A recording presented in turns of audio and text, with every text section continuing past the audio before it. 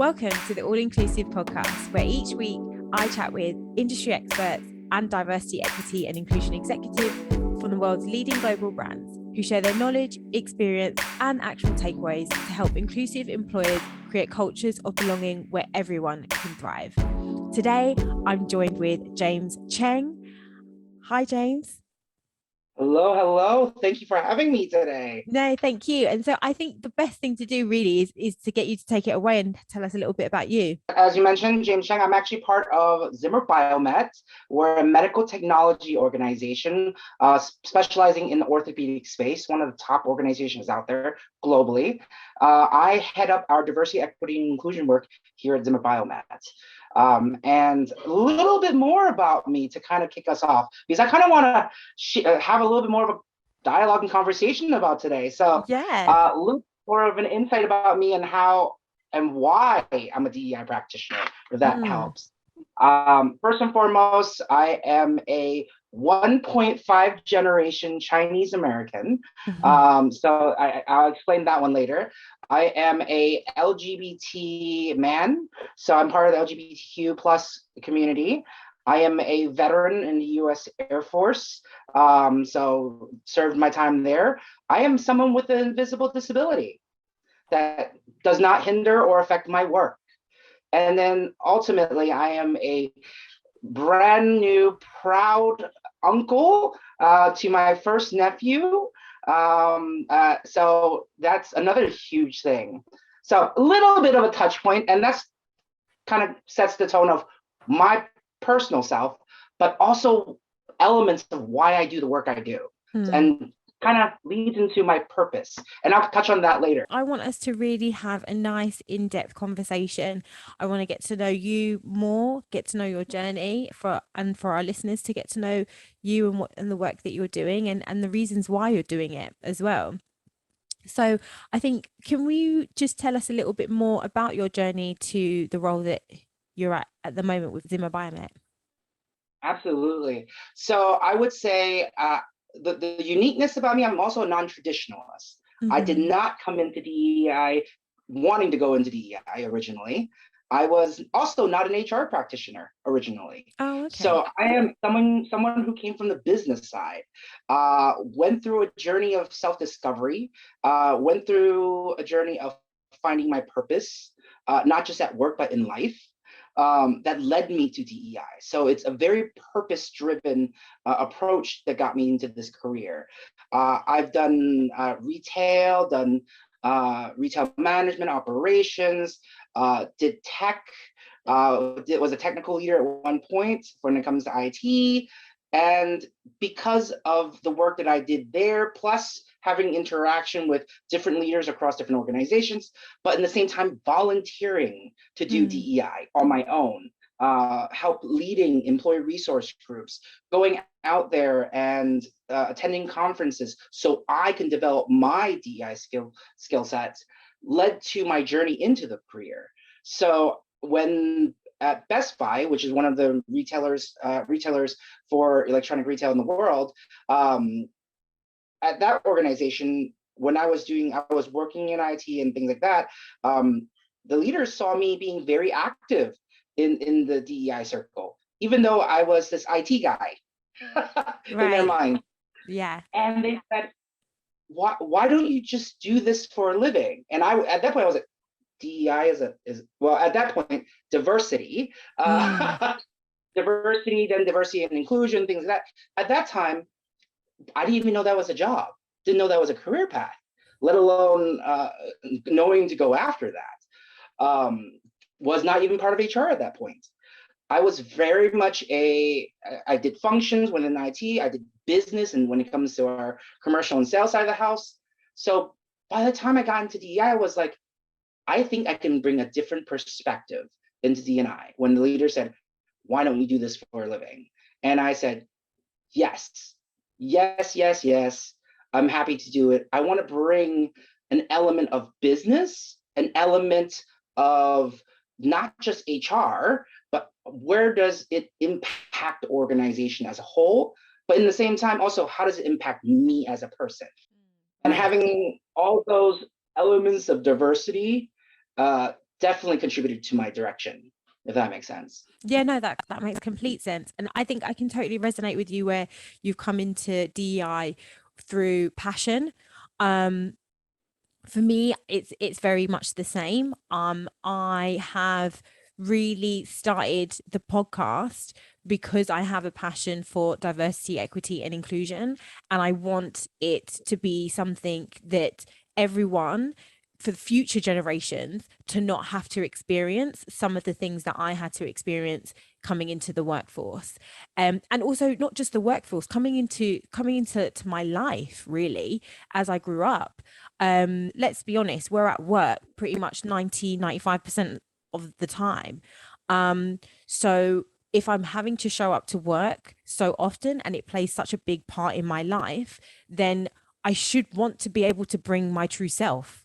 I shouldn't have to feel like I'm not being heard. I shouldn't have to feel like I'm being passed over. Any of those sorts of situations, I don't think that we need to really have those. I love that you went right there. That's the truth of the work. So when we think about DEI, people tend to think in business sense only, in a HR sense only, and at best business sense. But when you think about it, it's a life experience that doesn't stop at the door.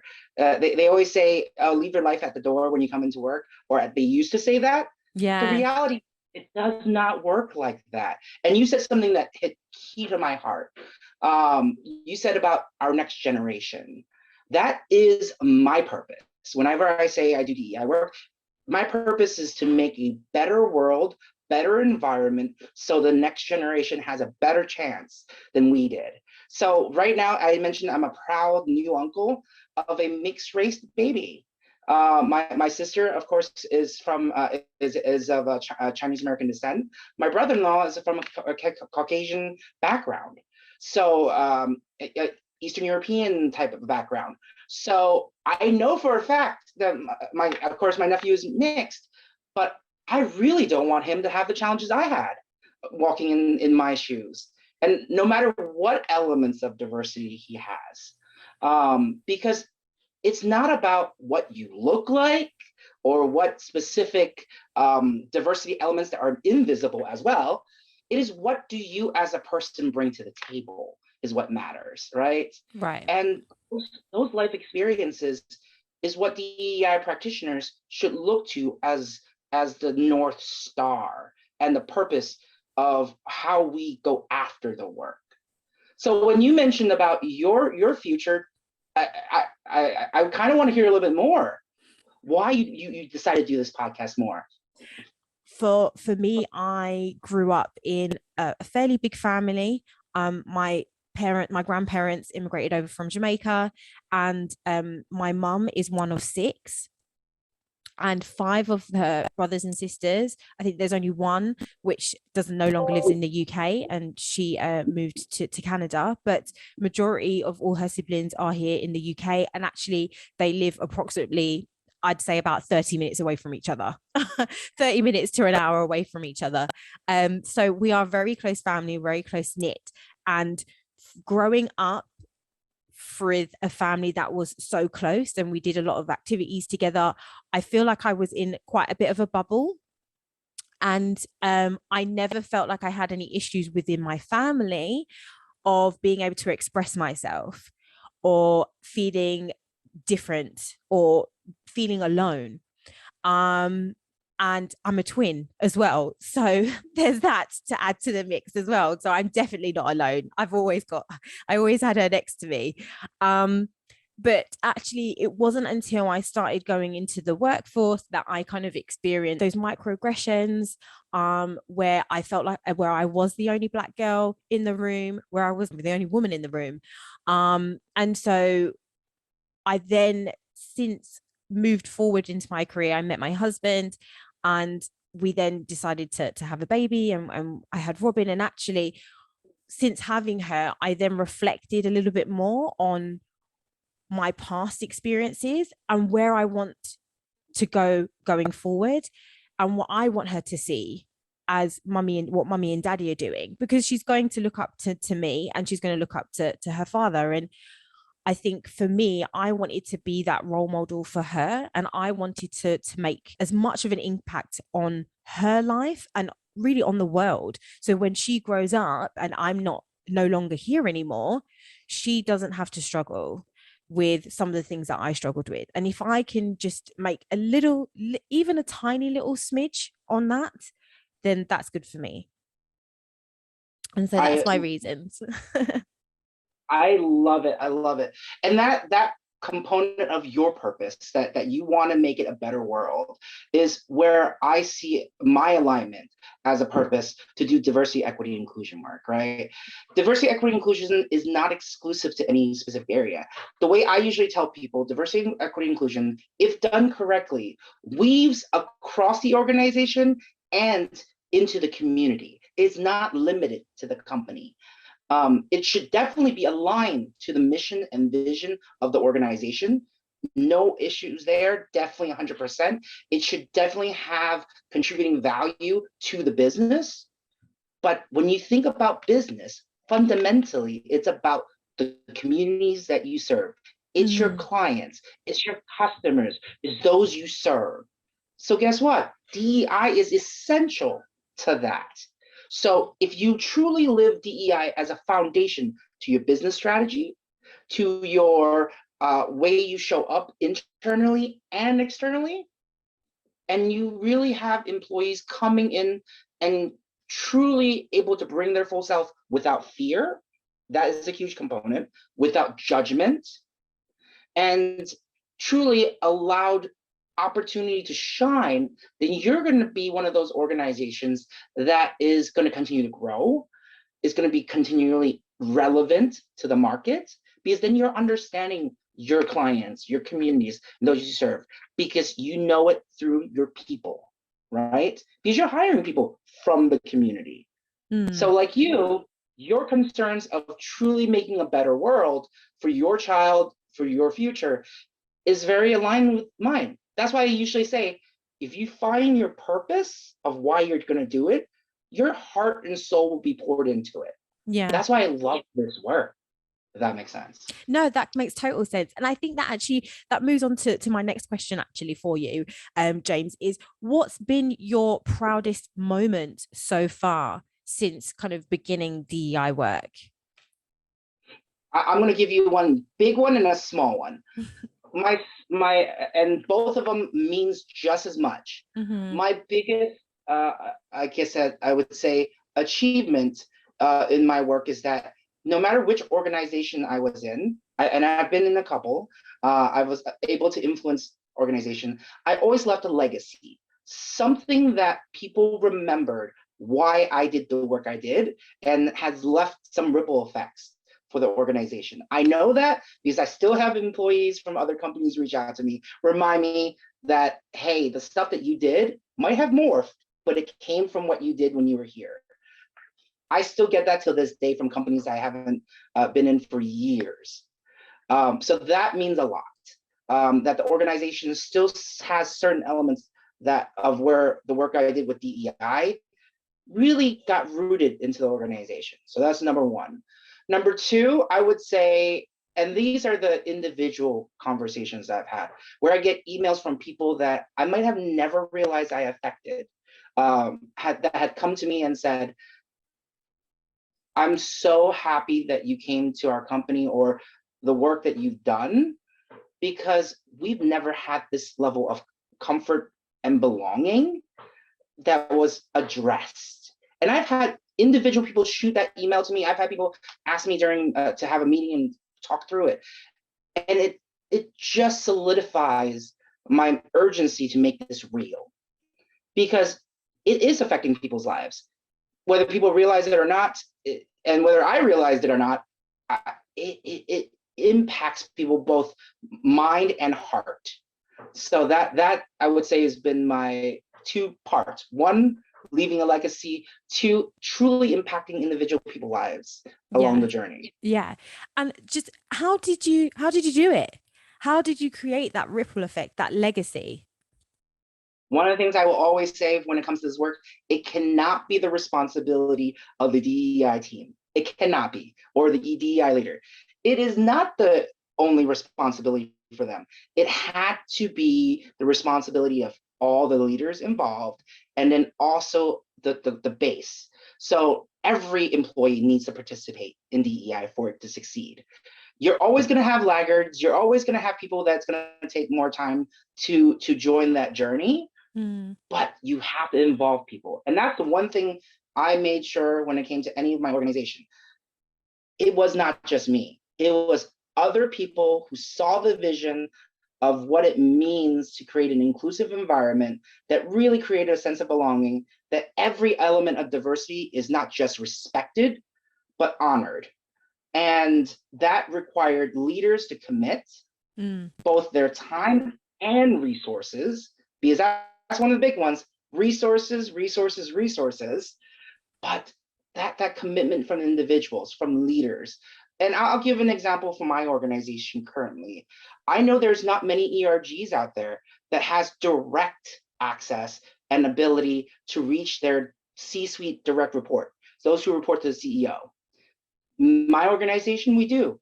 Every single one of my employee resource groups is led by an executive sponsor that sits at a role that's directly reporting to the CEO. Number one. Number two, my ERGs get to present to our board of directors. Not many organizations do that, where they truly invest in the quality of work they deliver. But I will say, just as it's important that they have the opportunity, my ERGs are given opportunities and development so they know how to deliver to our executive team, know how to deliver to our board of directors, and they have strong business plans that are tied to the organization, but highlights their unique diversity within the organization and beyond. And that's just one element. A lot of intersectionality when you talk about diversity, equity, and inclusion. How is that implemented into your organization where you are addressing the intersection? I can't get my words out. Intersectionality, absolutely. I would say the biggest thing is going to be making sure that all the ERGs are understanding what the mission of the organization is on. So, of course, your organization, your employees, they're employees. They need to not take off their employee hat and have the ERG hat separate. It needs to be one and the same. So, as the strategy gets developed for each of the employee resource group, one, they all have somewhat of a structure and alignment where they understand what they're targeting. And it has to help support the company's mission, one. Two, the strategy needs to be sound and it has to be executable and measurable. So that's something that we do in our space. And not just for the employee resource group, but in general, employee resource group is just one element of diversity, equity, inclusion. We do it when it comes to our hiring practices, how we're going to measure our retention, our development of our team members. How are we finding ways to truly contribute to innovation? There's ways to track and ways to hold accountable. And that's how I kind of set that tone for my employee resource group. It has to support the business. The business plan has to have clear ROI and has to be measurable. And then you have to be able to get buy-in from people. So it has to be something good, because if it's not really worth it, people are not going to buy in. They're not going to support. So again, it's really a business plan, not just an ERG plan, if that makes sense. No, that makes total sense. And for you, what's been the impact of having those things implemented with your ERGs? I would say from 3 parts. One, for those employee resource groups that contribute to the work, they feel like there's a sense of purpose. They're contributing parts of what they find value in, and it directly correlates with the organization.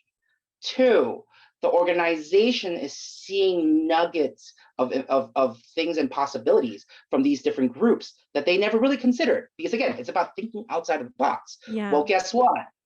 DEI is thinking outside of the box because you're exploring something beyond the box, right? That's what DEI really is. It pushes you outside of that box. And then number 3 is really helping people understand that ultimately you have to align your purpose to what you're trying to do. So when these people who are contributing their time, efforts to help make this a more inclusive organization, they're realizing they're also making a better world for themselves, as well as any family members they want to bring into the organization, their friends and networks they're trying to bring into the organization. So having that clear purpose helps people drive forward in the space, because I'll tell you right now, DEI work is tough. It is not something that is something you just check a box. It is very much one of those things that you have to commit to, you have to care about. And once you do, it's what drives you. Just like you said, you're doing this because you want a better world for your daughter.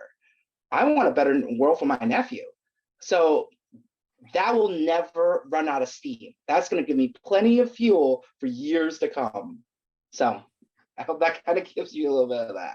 No, totally. Thank you. Thank you for that. And what's been the toughest phase in your career? And yeah, because I think you've touched on the DIY work. It's hard, it is tough. What I'm interested to know, what's been the toughest phase for you? I would say my toughest part of the journey has been the spot about how do I self-care in the process so I don't overdo it. Because one thing I've realized is that just because I'm this passionate about DEI, I see the value that it can bring to an organization, the value it brings to individuals, doesn't mean everyone sees it through my eyes, right? That's the element of diversity. So the biggest challenge most of the time is always having to put myself in someone else's shoes, making sure that I translate the message, the vision, the purpose, so that someone else finds that connection. And that takes me constantly rethinking, rephrasing, and making sure it's relatable to someone else. So I really, like, for example, whenever I talk to my executive teams, it's very much about, tell me, what is keeping you up at night?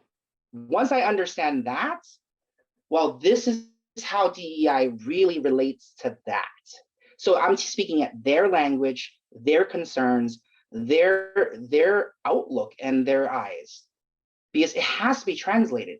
Because one of the biggest challenges for DEI practitioners in general is getting that buy-in from leadership, that resources, that commitment. But the reality is, if you want their support, you need to understand them and what drives their day-to-day needs. Does that make sense? That makes total sense. And what would you say is the best way to approach that buy-in? One saying that people like to use is, you've got 2 ears, 1 mouth, right? I have a tendency of very much asking questions, listening to my leaders, being involved. They get to see me care and listen to what they're delivering, what they're working on. So, like, for example, when I have business leaders who are presenting their next strategy, it's not related directly immediately to my work, but guess what? I will show up, I will listen, I will say, you know what, this makes sense, I can relate. Then they know that you're committed to them and their day job and their work.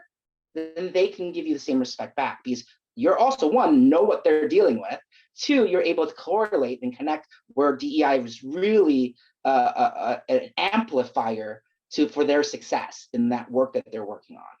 So I would say that is the biggest piece. Really get to know your business leaders, really get to know their business. And then from there, connect the dots. Great. No, thank you so much, James. I think you've given us so many great nuggets there for our conversation. And just before we part ways, what advice would you give to the DEI leaders of tomorrow? I would definitely say, find your purpose. DEI and purpose are not mutually exclusive, right? When you find that purpose that helps drive you on a day-to-day effort in this work, it'll help you get through the tough times, because it's gonna be be tough times. And the other thing is, if you burn out, who else is gonna do it? So make sure you really find that core that's gonna keep you in there, and help drive you towards your purpose and truly making change for the world, because it takes all of us to do it. Yeah, no, totally agree. I think I completely can resonate. If you once you find your purpose, you feel so much more fulfilled. You've got the drive to keep going, even in those days where you don't really feel like wanting to do anything. And you're kind of wanting to hide under the blanket. But once you find that purpose, you've got a reason to get up in the morning and to keep on going. So thanks again so much, James, for this conversation today. And for our listeners, how can they connect with you? I welcome anyone to add me to your LinkedIn. I'm on there, so I do answer messages. I might not be right away, but I always try to reply back. Great. All right. That's fantastic. Well, thanks again, James. And hopefully we can speak again soon. Wonderful. Thank you for having me.